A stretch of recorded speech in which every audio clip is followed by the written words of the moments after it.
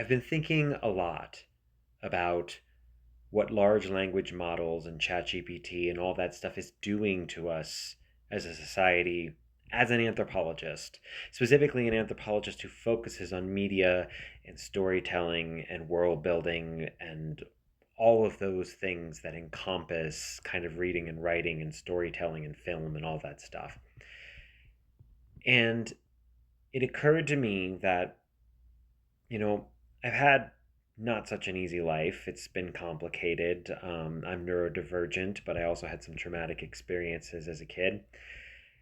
And the thing that ultimately freed me from those deep kinds of sense of depression and anxiety and struggle was the act of reading and writing about other people's experiences, about my own experiences, that extensive, slow self reflection.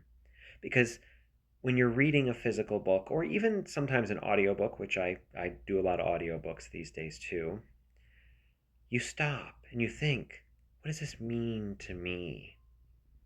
And as a college professor, I see a lot of students using ChatGPT.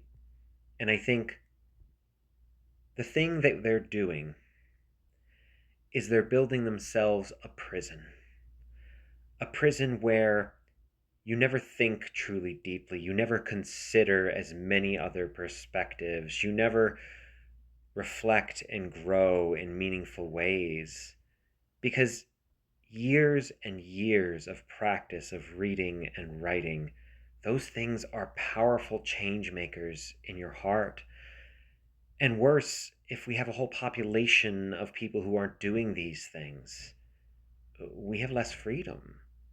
Because, I just finished doing a podcast on resistance reads about the grapes of wrath. And one of the things that came up was how there's this idea that comes in the Enlightenment that private property equates freedom.